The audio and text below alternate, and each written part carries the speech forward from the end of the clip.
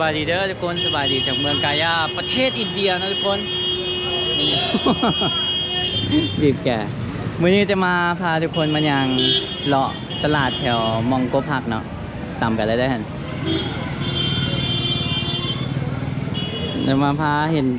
เขาเจ้าขายเครื่องเนาะเดี๋ยวพาทุกคนมาเบิ่งอันนี้เป็นอย่างวะเนี่ยขายมะม่วงเนาะเป็นกล่องสิทุกคนมาเบิ่งตลาดอินเดียนะทุกคนซิงยังเป็นคลาสติกอยู่เลยยังสเวตซิงตัวนี้อยู่นี่มักโมมักมักอย่างวะเขาเรียกมักอย่างวะมักแต่งเนาะมักหนาวขายมักไม้เนาะทุกคนมักม่วง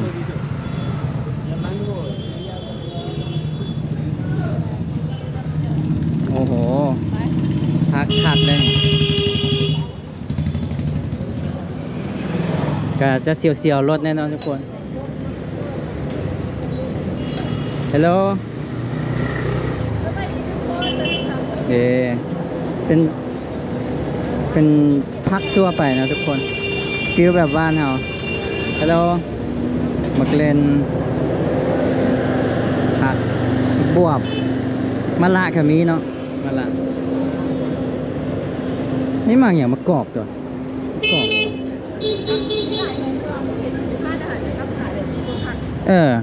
แบบเมนูที่ว่าเขาเจ้ากินบ่เห็นเมนูผักแต่ว่าเขาขายหลายนะทุกคนมักเลนสองข้างทางนี่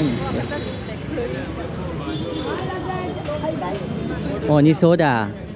อันนี้5โซดา Hello my friend Hi อ๋อยิ้มใส่ตุ้ยขนาดนะเห็นผู้สาวแล้วเสียงแก่นะทุกคน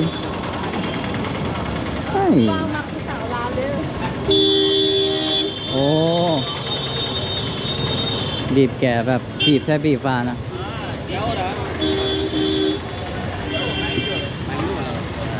แมงโก้แมงโก้โอ้แถวนี้เหม็นเยี่ยวไปทุกคนโอ้ไดน้ำเยอะนะบาดาลมักเพชร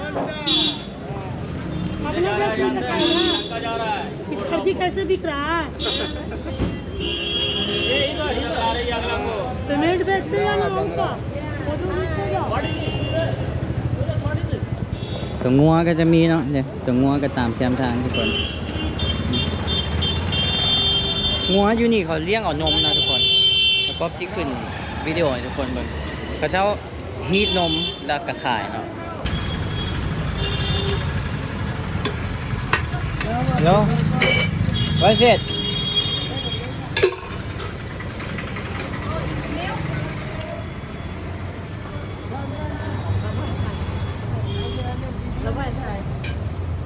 นมสด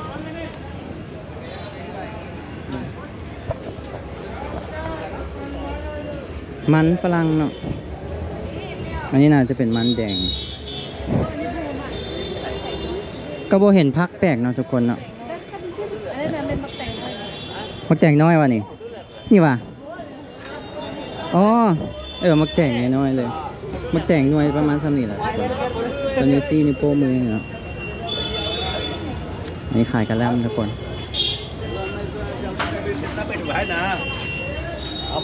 เดี๋ยวจะมีห้านขายเครื่องเนาะตาม2ข้างทางทุกคนอันนี้เป็นโซน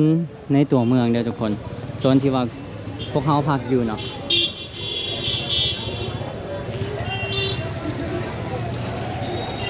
มักเสียงบีบแก่กันเท่านะปี๊บ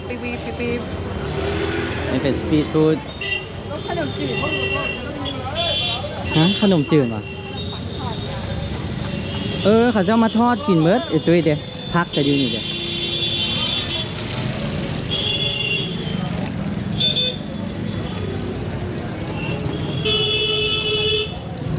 เป็นแต่แซ่บอยู่ได้เลยฮัลโหล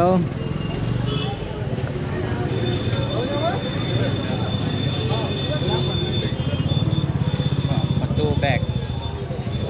โทรทัศน์รุ่นเก่านะถ่ายพักเพื่อเจ้ากันนั่งอย่างที่เลยทุกคนโอเคโอ้รถตุกๆได้นี่แกเครื่องเนาะอ้าว ไม่อย่างไอ้ตุ้ย ขนมอินเดียนี่เลย ขนมอินเดีย ยูนิคอันไม้เดียวต้องขนมแบบนี้ ใช่ปะ ไม่ได้หนักเห็นปะไม่ได้หนักแต่ก็ เอาว่ะ เทนลูกปี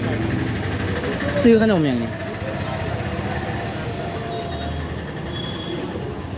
ซื้อขนมอย่างไงตุ้ย แล้วก็อันนี้เนี่ยลืมอ่ะนิติis it นิติ นิติขนมนิติ เทนลูกปี นี่แล้วมาเบิ่งออริจินอลเนาะหลังจากที่เบิ่งแต่อยู่ในคลิปโดน เทนลูกปี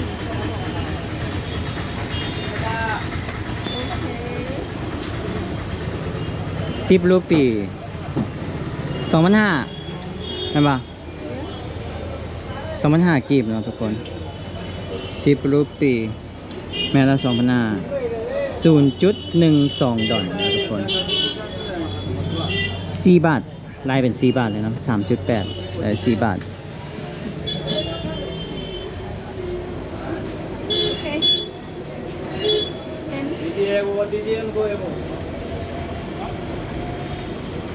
มะพร้าวเหรอวะ กูจืนก่อนแล้วอ่ะ น้ำมันก็สะอาดอยู่ไหน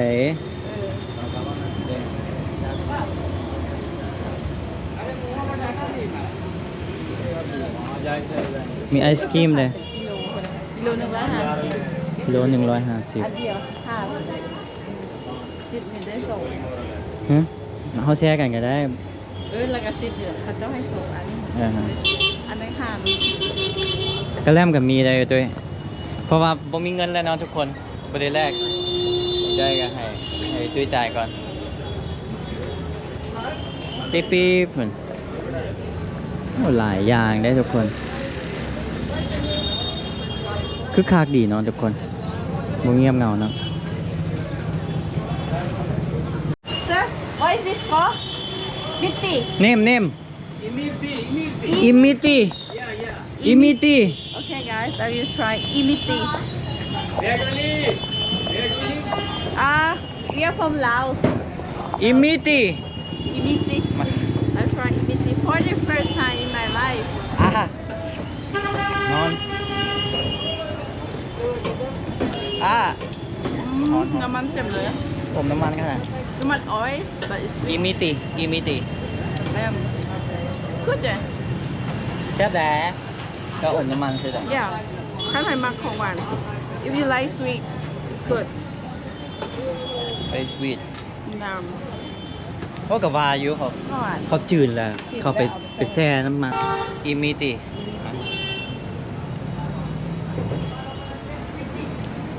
it's sweet สวีท I see this a lot in Indian movies ป่ะ there's snack Indian movies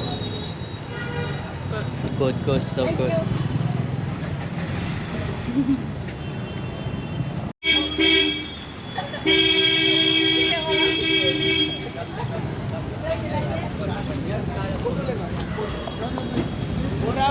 มันหวานพวกเราทุกคนไปเลยพอเลย That's why you like this I don't like sweet yeah नहीं हम लोग खाते नहीं มึงกินเหรอ What is it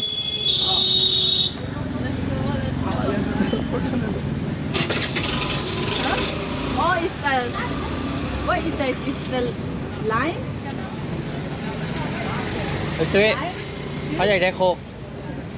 เอาข้างกินกันเนี่ย เขาก็ได้กินเรื่อยๆแล้วมันจะ เซเว่นอัพอยู่นี่ราคา20 รูปีนะทุกคน เดี๋ยวจะคืนเงินให้ทุกคนเบ้างตอนนี้ใครเนี่ยซื่นใจ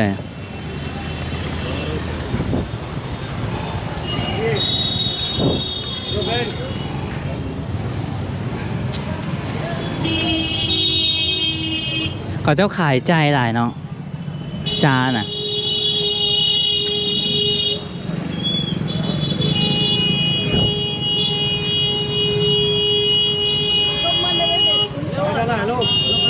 เมื่อไรเอาเมื่อไรกันย่างเพะไป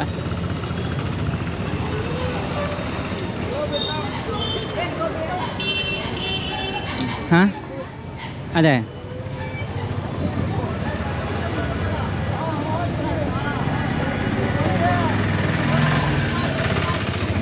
ตรีทฟู้ดโอ้เราเฮ็ดใหม่ๆเลยได้นี่ขนมปังมาทุกคนยัดใส่แล้วก็ไปจุ๊บอันนั้นแล้วก็ทอดโอ้น้ำมันอยู่ว่าดำเนาะนี่ก็จืดส่วนใหญ่เขาเจ้าจืดนะทุกคนปริปุริก็มีน้ำบาดาลให้เนาะบางคนก็กินได้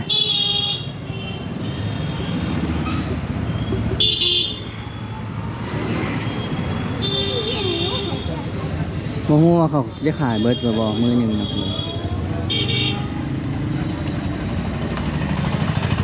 แล้วเราเอิ้นกินเนาะแต่ว่าพอแล้วทุกคนล้ำใส่พอดีเนาะเมื่อวานนี่ถ้าผู้ใดเบิ้งคลิปเก่าเนาะผ่านมาก็กินปาริปุริครั้งแรกแล้วก็กินสตรีทฟู้ดหลายอย่างก็เลยขี้แตกทุกคนก็เลยบ่กล้ากินเพราะเขาจะเดินทางในวันนี้เขาจะไปเมืองใหม่ก็เลยได้อยู่รถไฟด่วนก็เลยบ่กินครับมันรอเปลือกไม้ก็ให้งัวกินตัวใหญ่นะงัวบ้านเขาตัวใหญ่เนาะส่วนใหญ่เขาจะเป็นงัวที่ว่าพันนมนะทุกคน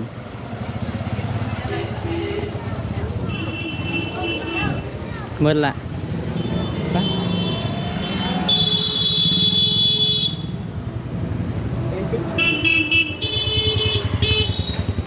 โอ้จ่าเอจุ๊บกันนะ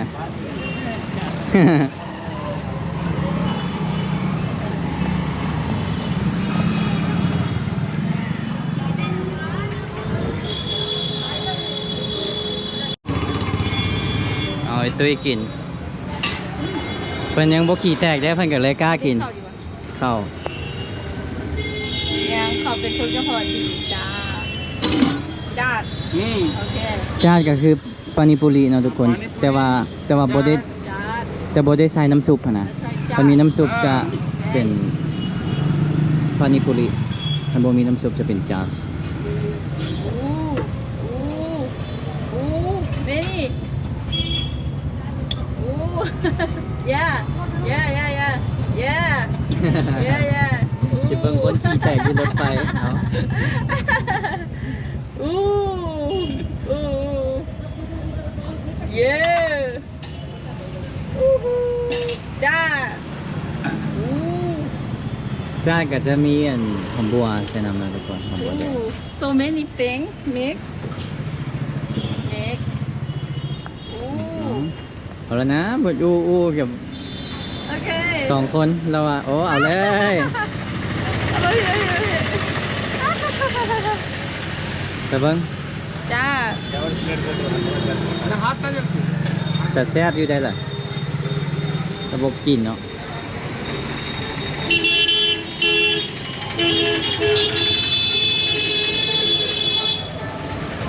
เพื่อนปานิปุรีอ่ะกินเค กับ ย กับปานิปุริ โนอิจ้า เอาปานิปุริมันมีน้ำซุปเขียวไอ้ตุ้ยถ้าบ่มีน้ำซุปเขียวเป็นจาสพอแล้วเชื่อเดี๋ยวพอแล้วฮอนเด้อ โยจบยังไม่ชิมโปเตโต้แซ่บแล้ว no เนี่ย no โปเตโต้ no no no ขี่แตกแล้ว ชิมคำหนึ่ง no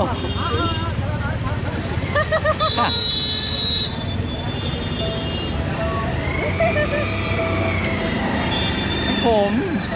เด็ดผมพ่อจะบอกหนู มันโบเมนอย่างเขากินข้าวอีมาแล้ว มันจะออกทางเก่าจะด่าข้าวโปเตโต้แซ่บ It's like mashed potato มาสโปเตโต้แซ่บพอแล้วครับชื่อแอปเปิลเนาะทุกคนโลละ250 รูปี แต่ว่าพวกเขามีเงินสดแต่110เนาะ มันมีใบใหญ่มาแล้ว มีใบใหญ่ก็เลย3 หน่วยเนาะ110เดี๋ยวกบจะขึ้นให้ทุกคนเบิ่ง เอาอยู่ กระแลมก็เต็มได้นี่กระแลมจะเท่าไหร่บ่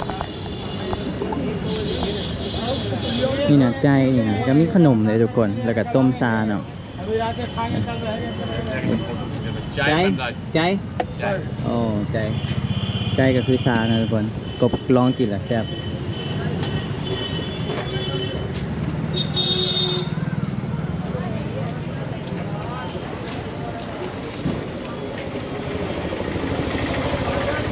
นี่เป็นมีบ่วะ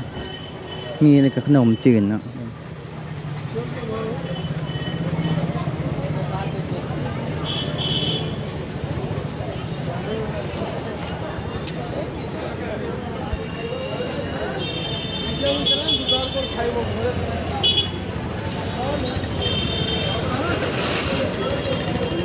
ตอนนี้เป็นเวลา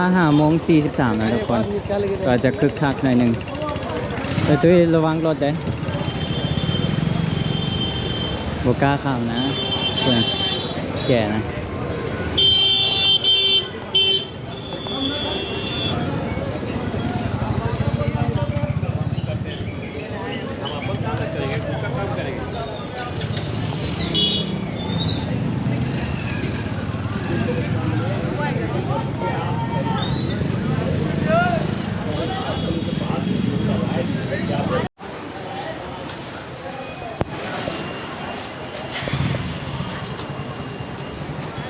เราเจ้าก็ย่างไปตลาดนะทุกคนเบิ่งได้หลายแล้วไอ้พวกเขาพักอยู่นี่เนาะโฮเทลอันนี้เป็นตัวเมืองเนาะทุกคนเราแวกในเมือง